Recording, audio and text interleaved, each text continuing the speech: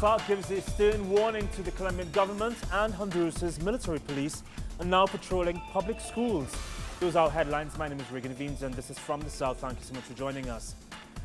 FARC members have warned that peace will not be achieved with the presence of paramilitary groups. The FARC delegation is urging the government to address the pending issue. This comes days after an armed strike launched by paramilitary groups throughout Colombia, which left at least 6 policemen dead. Human rights groups and social movements have been raising the issue for months. However, the government's response has been to downplay the importance of these groups. As the FARC delegation explained, the paramilitary threat will be an obstacle to building a democratic and peaceful society.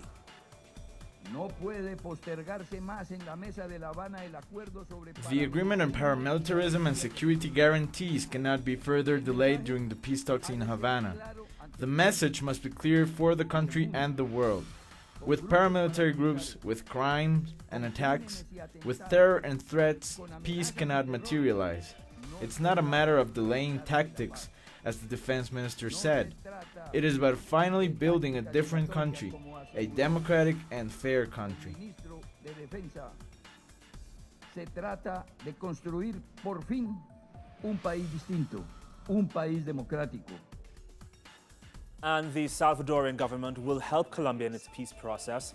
El Salvador, which is now governed by the former guerrilla Farabundo Martí, will share information with the Colombian government to follow similar post-conflict strategies as was done back in the 90s. The cooperative agreement was announced on Tuesday while President Santos continued his tour in Central America.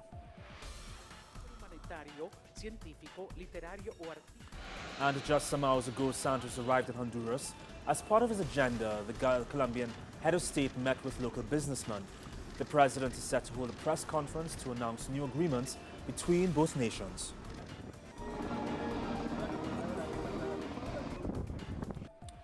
The law firm at the center of the Panama Papers claims that the documents were extracted from their computers externally.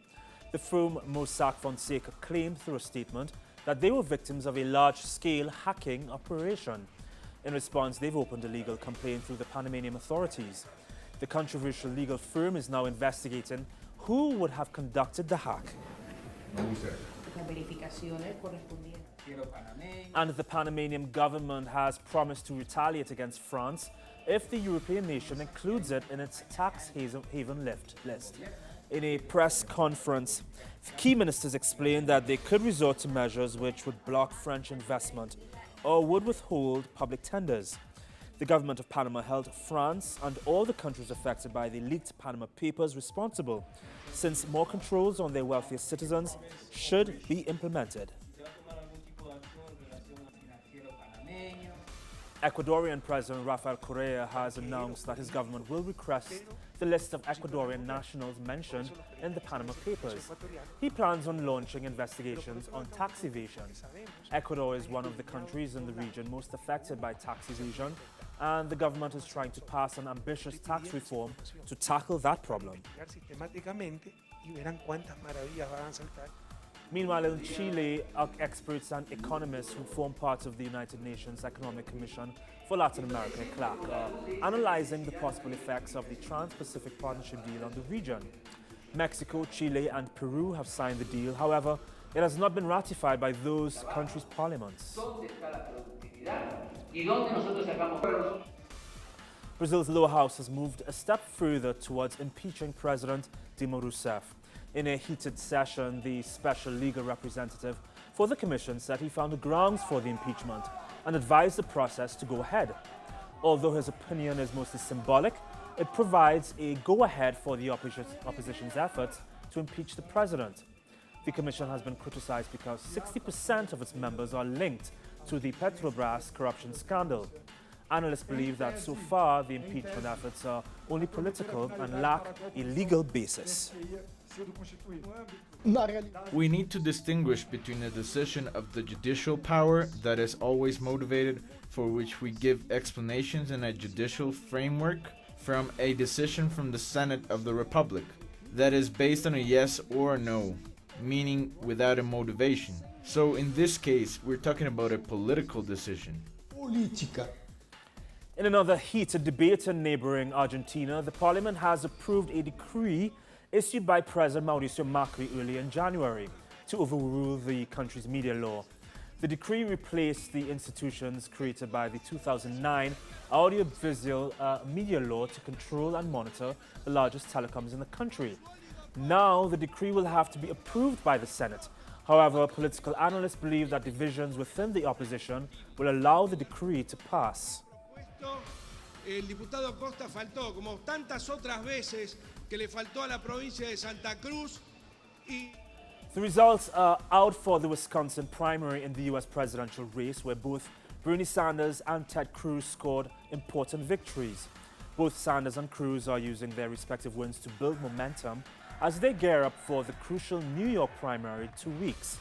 However, both Hillary Clinton and Donald Trump could effectively determine the primary process if they win with larger margins in this key primary, where over 200 delegates are up for grabs. Thank you. The European Commission has outlined 2 proposals to reform the asylum system in order to share responsibility amid the continuing refugee influx. Currently, refugees apply for asylum in the first country they enter. The existing rules have been criticized as obsolete and unfair to countries like Greece, where most of the refugees entered the bloc last year. We need to reform our common European asylum. We open a discussion on how we want to improve and reform our asylum, migration and border system to be really future-proof, with the reality that we will continue to face migratory pressures in the years to come.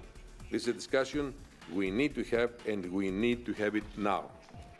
England's junior doctors went on strike again over the new working conditions imposed by the government. Officials say the new contract will increase doctors' basic pay and place limits on working long nights and days. However, the British Medical Association disputes this and has launched a legal challenge. It's an untested, unthought-through manifesto pledge that means that this existing workforce is going to be spread really thinly across a week, working unsafe hours, working up to 100 hours a week, leaving to a zombie doctor workforce on the shop floor, which is going to provide unsafe healthcare for its patients.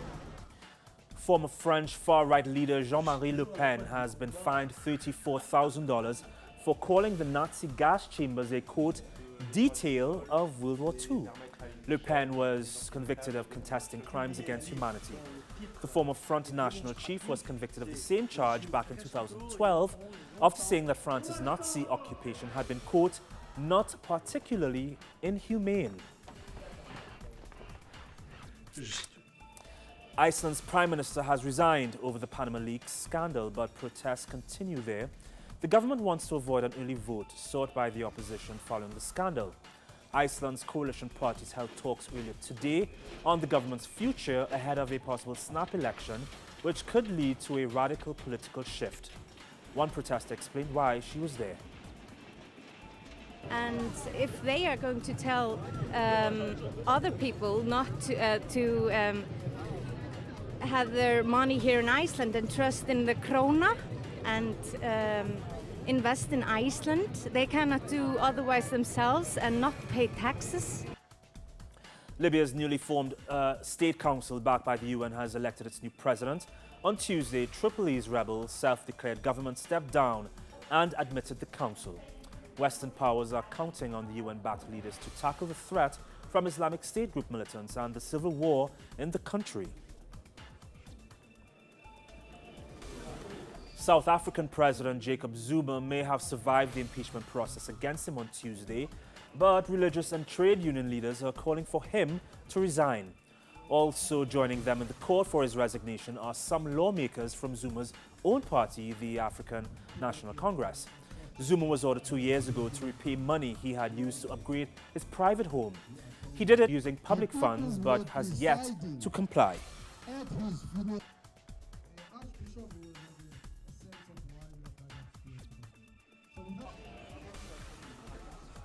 The headquarters of the European soccer governing body, UEFA, were raided earlier today. The raid was over a television contract signed by current FIFA president Gianni Infantino, who had appeared in the Panama Papers.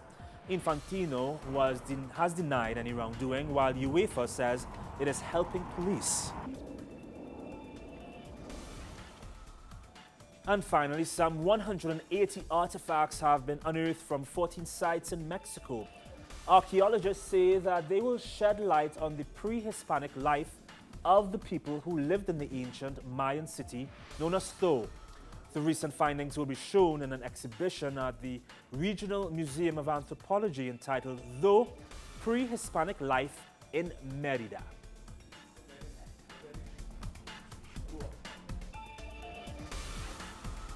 That's it from us this evening. For more on these stories, you can visit our website, telesurtv.net/English, or you can visit us on Twitter, Instagram, and on Facebook. For more of us here, have a great evening. Bye.